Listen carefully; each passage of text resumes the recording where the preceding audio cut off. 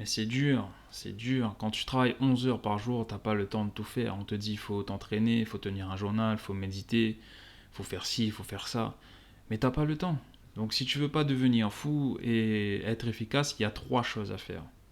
Il faut un prioriser, 2 accepter de faire des sacrifices et savoir dire non. J'ai dû reprendre mon train de vie normal là, depuis quasi 2 semaines, c'est-à-dire travailler de 8 heures à 16h30 et puis de 18 à 22. Et je dois avouer que après une pause pour les fêtes là d'une semaine, le retour à la réalité est assez violent. J'ai plus d'énergie pour moi, pour mes proches, pour ma créativité, mes projets. J'ai plus d'énergie et je n'ai plus le temps. Je n'ai plus d'énergie ou de temps pour faire quoi que ce soit d'autre que de travailler. Et puis de toute façon, je me dis aussi à quoi ça sert d'essayer de faire quelque chose, d'essayer d'entreprendre quelque chose, de commencer quelque chose de nouveau, puisque de toute façon, le peu que je vais pouvoir faire dans une journée, ça n'aura pas d'impact significatif sur ma vie et même ça ne changera rien de toute façon. Donc à quoi bon essayer de faire ça? Et c'est déprimant, vraiment, c'est déprimant. J'ai l'impression de ne pas être aux commandes de ma propre vie, j'ai l'impression d'être dépassé par les événements. T'as déjà ressenti ça toi aussi? Toi et moi, on a énormément de choses à faire dans une journée et pourtant on veut quand même essayer de s'améliorer. Mais c'est dur, c'est dur. Quand tu travailles 11 heures par jour, t'as pas le temps de tout faire. On te dit il faut t'entraîner, il faut tenir un journal, il faut méditer, il faut faire ci, il faut faire ça. Mais t'as pas le temps. Donc si tu veux pas devenir fou et être efficace, il y a trois choses à faire. Il faut un prioriser, 2 accepter de faire des sacrifices et savoir dire non, et 3 il faut remodeler ton état d'esprit. La première chose à faire, c'est définir nos priorités. C'est définir ce qui est important pour toi actuellement, cette semaine, cette année, ce mois-ci. Donc c'est définir ce qui est vraiment important. Est-ce que par exemple tu aimes travailler 12 heures par jour? Oui. Donc si tu aimes travailler 12 heures par jour, peut-être que l'objectif c'est de rester en forme et être plus efficace pour pouvoir le faire le plus longtemps possible. Et si tu es comme moi, peut-être que tu aimes pas et que tu as envie d'avoir du temps libre, peut-être que l'objectif c'est de dégager du temps tout en maintenant le même niveau de salaire. Peut-être que toi, tu t'en fous d'aimer ou pas, tu le fais parce que ça doit être fait et que de toute façon, tu as quand même envie d'essayer de prendre soin de ton corps malgré le peu de temps dont tu disposes. Donc on n'aura pas les mêmes priorités. Réfléchis à ce que tu veux vraiment et définis tes priorités. Maximum 5. Exemple, 8 heures de sommeil en 1, 2, une bonne alimentation et en 3, réalisation de mes projets. Et une fois que tu as défini tes priorités, si ce qui n'est pas dedans n'est pas fait dans la journée, ce n'est pas grave. Ce qui m'amène au deuxième point, c'est-à-dire accepter de faire des sacrifices et savoir dire non. Écoute, on veut tous changer nos vies, améliorer nos vies en essayant d'y rajouter des choses, alors que parfois il suffit d'en enlever. On a tendance à toujours vouloir faire des milliers de choses dans la journée pour se sentir productif.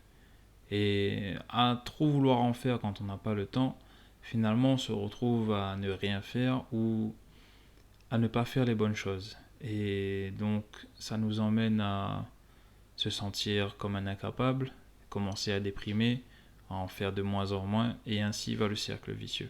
Alors pour éviter ça, tout ce qui n'entre pas dans nos priorités, on supprime. Tout ce qui nous ne sert pas sur le long terme, on supprime.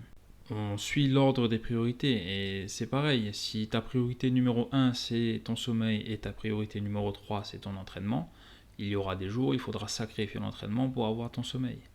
Après, si tu te lèves pas 40 minutes avant pour faire ton entraînement parce que tu veux avoir tes 8 heures de sommeil et que le soir en rentrant tu passes 30-40 minutes à scroller sur YouTube ou à regarder le dernier épisode qui est sorti, forcément il y a un problème. Est-ce qu'en faisant ça, tu respectes tes priorités? Non. D'ailleurs, le sacrifice, c'est aussi savoir dire non.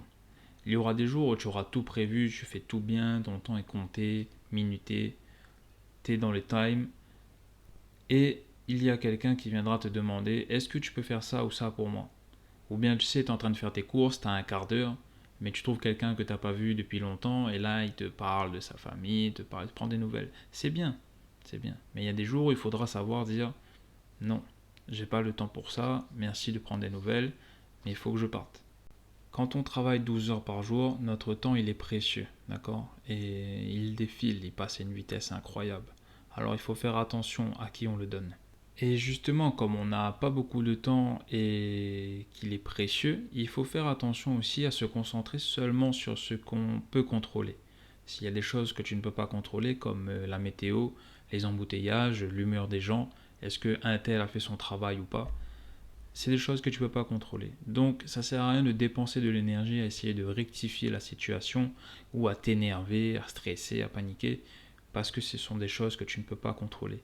Il faut rester focus sur ce que tu peux contrôler, c'est-à-dire toi, tes réactions, ce que tu manges, comment tu dors, ce que tu fais, d'accord? Ça, tu peux contrôler. Donc, c'est là-dessus qu'il faut se focus. Ce qui m'amène au troisième point, c'est-à-dire le changement d'état d'esprit. Imaginons qu'aujourd'hui tu as juste le temps de faire 10 pompes, ou bien de marcher 10 minutes, ou bien de lire 10 pages d'un livre. Tu as juste le temps de faire ça. Tu ne le fais pas, c'est ça? Tu le fais pas parce que tu dis, ouais, ben à quoi ça sert de toute façon de lire 4 pages, ou à quoi ça sert de faire 10 pompes? Ça sert à rien. Tu te dis, ça va rien changer, donc autant ne rien faire. Non, frérot. La seule chose qui va rien changer, c'est si rien ne change. C'est-à-dire si tu fais rien. Là, il n'y a pas de risque que ça change, c'est sûr.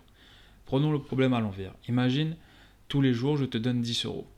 Tu pourrais dire, non, ben, je veux pas, c'est que 10 euros, c'est ridicule. Hein. Aujourd'hui, avec 10 euros, on fait pas grand-chose. D'accord?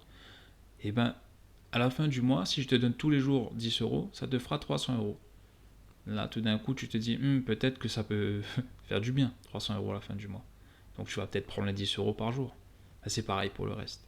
Il faut arrêter de penser que les petits efforts du quotidien ne servent à rien. Et il faut se concentrer sur ce qu'on est capable de faire et le faire. Si on peut le faire, il faut le faire, c'est tout. Bien sûr, c'est plus facile et agréable de regarder 5 TikTok ou une vidéo ou un épisode d'animé au lieu de faire 50 pompes. Bien sûr, c'est plus facile. Mais du coup, il faudra revoir nos priorités. Si notre priorité c'est de s'améliorer, il faut faire ce qui peut être fait. Et puis, je sais, il y aura toujours aussi des jours de merde. Il y aura toujours des jours où tu auras tout prévu, tout bien fait, et il n'y aura rien qui va marcher. Il y aura des jours où tu auras juste le temps de aller travailler, manger et dormir. Est-ce que ça fait de toi un incapable? Est-ce que, à cause de ça, tu te sens pas productif? Frérot, tu travailles 12 heures par jour. Relax. Tu fais plus que la plupart des gens déjà. Il y aura des jours comme ça où ce sera trop difficile, où tu vas réussir à rien. Relax.